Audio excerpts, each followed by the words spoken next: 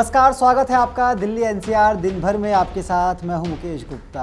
Delhi Dehradun Shatabdi express में कैसे लगी आग? दिल्ली में आप सरकार आम आदमी को घर बैठे कब से पहुंचाएगी राशन? और क्या है दिल्ली में कोरोना का हाल? इन तमाम बड़ी खबरों को आपको दिखाएंगे, लेकिन शुरुआत करते हैं अभी तक की हेडलाइन से। दिल्ली से देहरादून जा रही शताब्दी एक्सप्रेस में लगी आग, शॉर्ट सर्किट बताई गई वजह। केजरीवाल सरकार को दिल्ली वालों का तोहफा, राशन के लिए लाइन में लगने से मिलेगा छुटकारा। 25 मार्च से शुरू मुख्यमंत्री घर घर राशन योजना। मुंबई के बाद दिल्ली में भी फिर पैर पसारने लगा कोरोना। लगातार दूसरे दिन 400 से ज़्यादा कोरोना केस। 24 घंटे में देश में मिले करीब 25,000 संक्रमित। गाजियाबाद में थूक लगाकर रोटी बनाने का वीडियो सामने आने से हड़कंप। शादी समारोह में एक शख्स कर रहा था शर्मनाक हरकत। और यमुना एक्सप्रेस वे होगा फास्टैग से लैस, लोगों को जाम से मिलेगी राहत।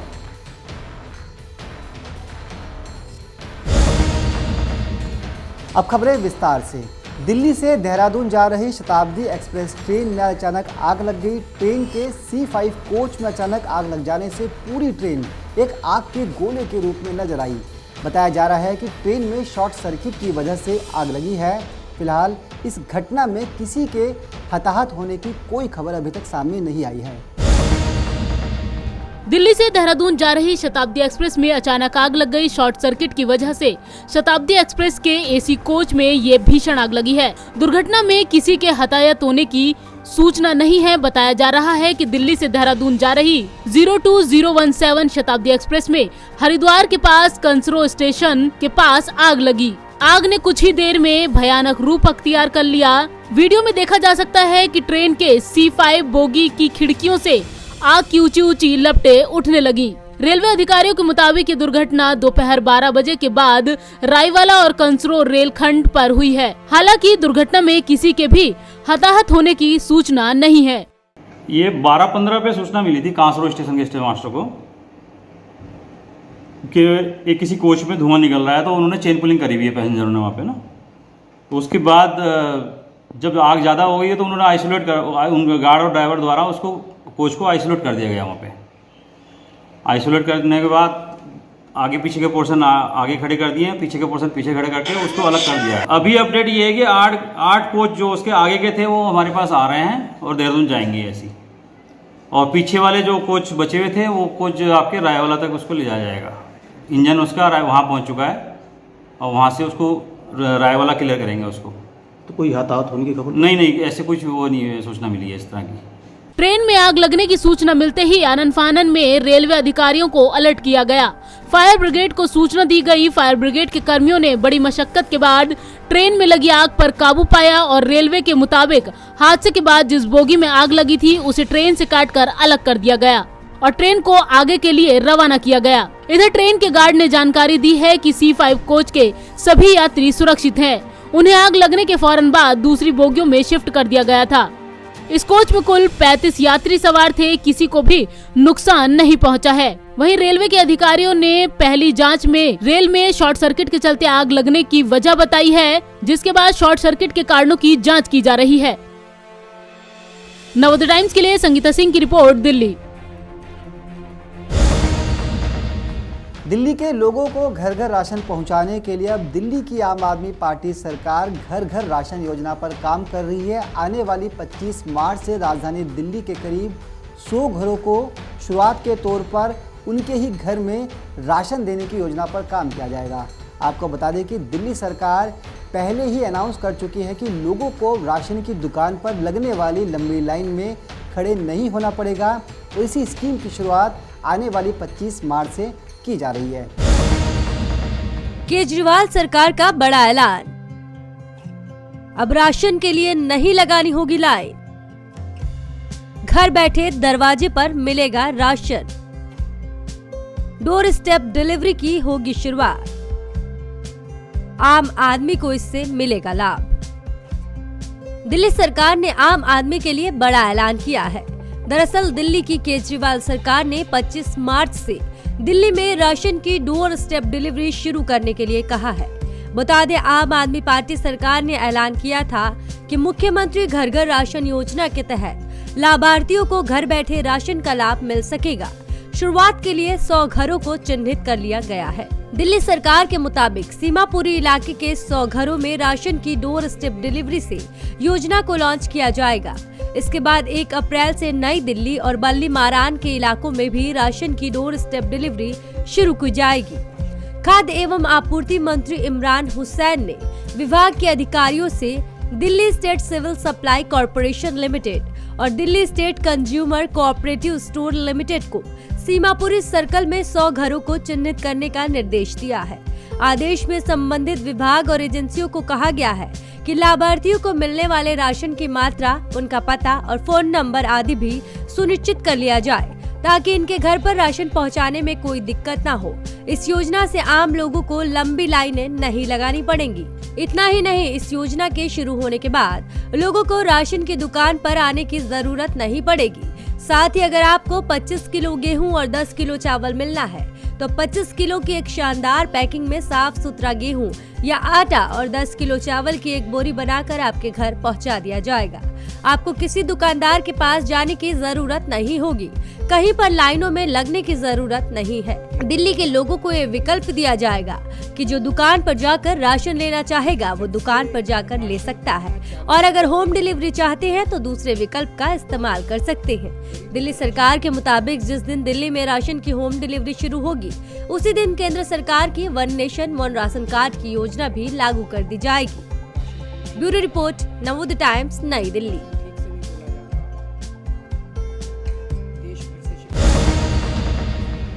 महाराष्ट्र, पंजाब और मध्य प्रदेश के बाद अब देश की राजधानी दिल्ली में भी कोरोना के केस बड़ी तेजी से बढ़ रहे हैं। आपको बता दें कि 24 घंटे पहले ही दिल्ली के अंदर कोरोना के 413 के करीब केस सामने आए हैं। ऐसे में दिल्ली सरकार का स्वास्थ्य मंत्रालय बार बार लोगों से अपील कर रहा है कि वो लोग कोविड नियमों का सख्ती से पालन करें। आइए आपको दिखाते हैं कि दिल्ली में कोविड मामलों की ताज़ा रिपोर्ट क्या है। राष्ट्रीय राजधानी दिल्ली में लगातार दूसरे दिन कोरोना के 400 से ज्यादा नए मामले सामने आए हैं। दिल्ली सरकार के स्वास्थ्य विभाग द्वारा जारी आंकड़ों के मुताबिक दिल्ली में बीते 24 घंटे में कोरोना के 431 नए मामले सामने आए। यहाँ शुक्रवार को 431 लोग कोरोना संक्रमित मिले, 356 लोग ठीक हुए और 2 की मौत हो गई। राज्य में अब तक 6,42,870 लोग संक्रमण की चपेट में आ चुके हैं। इनमें 6,29,841 लोग ठीक हो चुके हैं, जबकि 10,936 मरीजों की मौत हो गई। 2,093 का इलाज चल रहा है। गुरुवार को जारी आंकड़ों में कोरोना के 400 नए पॉजिटिव मामले रिपोर्ट हुए थे। इससे पहले 8 जनवरी को 444 केस सामने आए थे, यानी करीब 2 महीने बाद इतनी संख्या में मामले दर्ज किए गए। दिल्ली में कोरोना की संक्रमण दर 0.6% पर पहुंच गई है। वहीं सक्रिय मरीजों की संख्या भी लगातार दूसरे दिन 2000 से ज्यादा है। शुक्रवार को जारी आंकड़ों के मुताबिक दिल्ली में मौजूदा सक्रिय मरीजों की संख्या 2093 है। इससे पहले 21 जनवरी को 2000 से ज्यादा सक्रिय मरीज थे, तब संख्या 2120 थी। अभी होम आइसोलेशन में रह रहे मरीजों की संख्या 1096 है, जो कि 17 जनवरी के बाद से सबसे बड़ी संख्या है। 17 जनवरी को होम आइसोलेशन में 1154 मरीज थे। दिल्ली में कोरोना के सक्रिय मरीजों की दर 0.32% है। आपको बता दें कि सबसे ज्यादा केस महाराष्ट्र में देखने को मिल रहे हैं।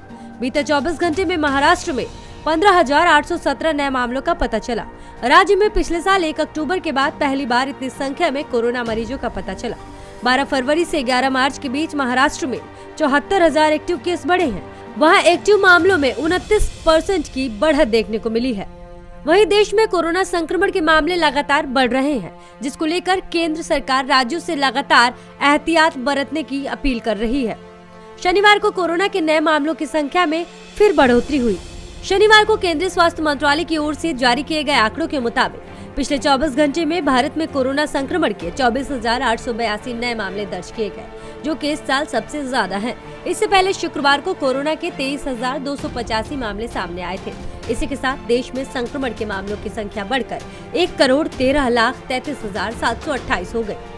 ब्यूरो रिपोर्ट, नवोदय टाइम्स, नई दिल्ली।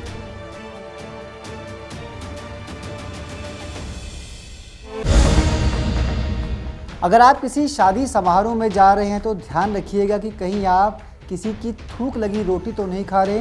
जी हाँ, दिल्ली से सटे गाजियाबाद में एक ऐसा ही मामला सामने आया जहां पर एक शख्स थूक लगाकर तंदूरी रोटियां सेक रहा था। इस शख्स की जब शिकायत पुलिस से की गई तो पुलिस ने शख्स को हिरासत में ले लिया और फिलहाल जेल भेज दिया है। आपको दिखाते हैं पूरा मामला क्या है। मेरठ की तरह ही दिल्ली से सटे गाजियाबाद में तंदूरी रोटी पर थूक लगाकर सेकने का मामला सामने आया है। वीडियो सोशल मीडिया पर तेजी से वायरल हुआ तो पुलिस ने फौरन एक्शन लेते हुए आरोपी को गिरफ्तार किया और मामला दर्ज कर सलाखों के पीछे भेज दिया। मामला गाजियाबाद के भोजपुर इलाके का है, जहां शादी समारोह में थूक लगाकर तंदूरी रोटियां सेकते मोहसिन नाम के शख्स का किसी ने वीडियो बनाया। वीडियो में साफ देखा जा सकता है कि कैसे रोटी को सेकने से पहले वो रोटी पर थूकता है और फिर तंदूर में सेकता है। ये वीडियो ट्विटर, फेसबुक और व्हाट्सएप ग्रुपों पर खूब वायरल हो रहा है। सोशल मीडिया पर वीडियो वायरल होने के बाद गांव में हड़कंप मचा हुआ है। इसकी शिकायत प्रदेश के मुख्यमंत्री योगी आदित्यनाथ से ट्विटर के जरिए की गई, जिसके बाद पुलिस ने फौरन एक्शन लेते हुए आरोपी को गिरफ्तार कर जेल भेज दिया। ये सोशल मीडिया के थ्रू ये वीडियो हम तक पहुंचा था। ये दौसा बंजारपुर थाना भोजपुर क्षेत्र का मामला है, जहां पर एक समारोह का आयोजन हो रहा था। वहीं पर जो खाना बनाते हुए, रोटी बनाते हुए उस तरह से थूक के रोटी बनाने का एक वीडियो वायरल हुआ था। तो उस वीडियो की जब जांच की गई और उसके आधार पर उसमें जो लड़का आइडेंटिफाई हुआ, तो इसमें तहरीर प्राप्त हुई थी और उसके आधार पर हमने कार्रवाई की और बहुत ही जल्द टीम ने उस लड़के को अरेस्ट कर लिया है। और धाराओं में जो कंसर्न धाराएं हैं, स्पेशली महामारी एक्ट वाली, उनमें और अन्य धाराओं में मुकदमा दर्ज करके इसको जेल भेजा जा रहा है। इसमें कंप्लेनेंट कौन है और इसमें ये कि किस तरीके से पता चला कि इसको सोशल मीडिया पे भी शेयर किया गया था और टैग करके सीएम और पीएम? ये सोशल मीडिया के थ्रू ही वहीं के मोदी नगर क्षेत्र के कुछ लोग थे, उन्होंने हमसे संपर्क किया था कि इस तरह से वीडियो वायरल हो रहा है। तो हमने उनसे बोला था हमें डिटेल भेजें। तो उसी डिटेल के आधार पर हमने इस पर काम किया, उस लड़के को आइडेंटिफाई किया और फिर उसको अरेस्ट किया। सर, मेरठ में भी एक लड़का पकड़ा गया था, क्या उसका इससे कोई संबंध है? नहीं, इन दोनों का कोई भी संबंध नहीं है, लेकिन हाँ वीडियो लगभग उसी तरह का था जिस तरह का मेरठ वाला वीडियो। मामला सामने आने के बाद पुलिस लगातार आरोपी की तलाश के लिए दबिश दे रही थी, क्योंकि मुरादनगर का रहने वाला आरोपी मोहसिन वीडियो वायरल होने के बाद से ही फरार चल रहा था। आपको बता दें कि इससे पहले मेरठ में भी एक ऐसा ही मामला सामने आया था। जाहिर है कि थूक से कोरोना, टीबी समेत कई बीमारियों के फैलने का खतरा होता है, लिहाजा इस मामले में पुलिस ने आरोपी को गिरफ्तार कर सलाखों के पीछे भेजा है और पुलिस युवक से पूछताछ कर रही है कि उसने ऐसा क्यों किया। गाजियाबाद से विकास कुमार के साथ संगीता सिंह की रिपोर्ट, नवोदय टाइम्स।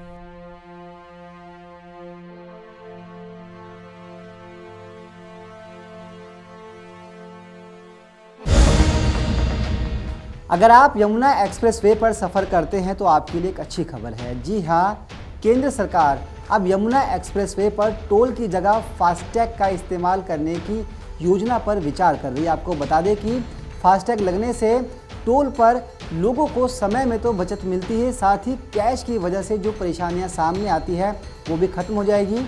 आपको दिखाते हैं कि यमुना एक्सप्रेसवे पर कब से टोल की जगह फास्टैग की सुविधा शुरू होने वाली है और इस पर अधिकारियों का क्या कुछ कहना है। यमुना एक्सप्रेसवे पर सफर करने वालों के लिए राह अब और आसान हो जाएगी। जल्द ही एक्सप्रेसवे को फास्टैग से लेस किया जाएगा।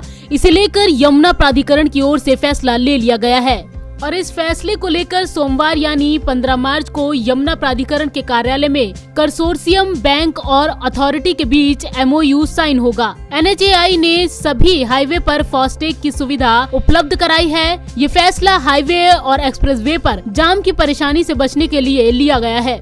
यमुना एक्सप्रेसवे की शुरुआत साल 2012 में हुई थी और यमुना एक्सप्रेसवे से हर दिन करीब 28,000 वाहन गुजरते हैं। एक्सप्रेसवे पर नोएडा से लेकर आगरा तक जेपी कंपनी टोल वसूलती है। जेपी के किसी भी टोल पर फास्टैग की सुविधा उपलब्ध नहीं है। हालांकि आगरा के बाद लखनऊ तक एक्सप्रेसवे पर फास्टैग की सुविधा मौजूद है, यानी अब जेपी के टोल पर भी फास्टैग की सुविधा उपलब्ध हो जाएगी। बता दें कि निजी हाईवे होने के कारण शुरुआत में जेपी कंपनी ने फास्टैग लागू करने से मना कर दिया था। यमुना प्राधिकरण की सख्ती के बाद कंपनी तैयार हो गई। 15 फरवरी से इसे लागू करने की तिथि तय की गई थी, लेकिन अभी तक फास्टैग की सुविधा प्रदान करने वाले बैंक, जेपी कंपनी और यीडा के बीच करार नहीं हो सका है। वैसे तो 15 और 16 फरवरी की आधी रात से देश भर में टोल प्लाजा में फास्टैग अनिवार्य कर दिया गया था, लेकिन निजी हाईवे होने के कारण शुरुआत में जेपी कंपनी ने फास्टैग लागू करने से मना किया। यमुना प्राधिकरण के मुख्य कार्यपालक अधिकारी डॉक्टर अरुण सिंह ने जानकारी देते हुए कहा है कि 165 किलोमीटर लंबे यमुना एक्सप्रेसवे के तीनों टोल प्लाजा पर फास्टैग की सुविधा उपलब्ध कराई जाएगी। इस फैसले के बाद यमुना एक्सप्रेसवे पर सफर करने वाले लोगों को जाम से निजात मिलेगा। आपको बता दें कि यमुना एक्सप्रेसवे पर हर दिन करीब 28,000 वाहन गुजरते हैं। इनमें 2 पहिया, कार, बस, ट्रक सभी प्रकार के वाहन शामिल है। एक्सप्रेस बनने के बाद से यहाँ पर कैश में ही टोल लिया जाता है। लोगों ने भी इसे लेकर कई बार आपत्ति जताई। जब देश भर में फास्टैग अनिवार्य किया गया तो सिर्फ इसे ही क्यों छोड़ा गया? ऐसा इसलिए भी क्योंकि कैश सिस्टम होने के चलते अक्सर लंबा जाम टोल बूथ पर लगा रहता है। वहीं अब फास्टैग की शुरुआत होने के बाद उम्मीद यही है कि नोएडा से आगरा को जोड़ने वाले इस एक्सप्रेसवे पर लोगों का सफर आसान होगा। नवोदय टाइम्स के लिए संगीता सिंह की रिपोर्ट, दिल्ली। तो ये थी दिल्ली एनसीआर से जुड़ी वो तमाम बड़ी खबरें जिन्हें आपके लिए जाना था बेहद जरूरी। दिल्ली एनसीआर से जुड़े इस बुलेटिन में फिलहाल के लिए इतना ही। मुझे दीजिए इजाजत। नमस्कार।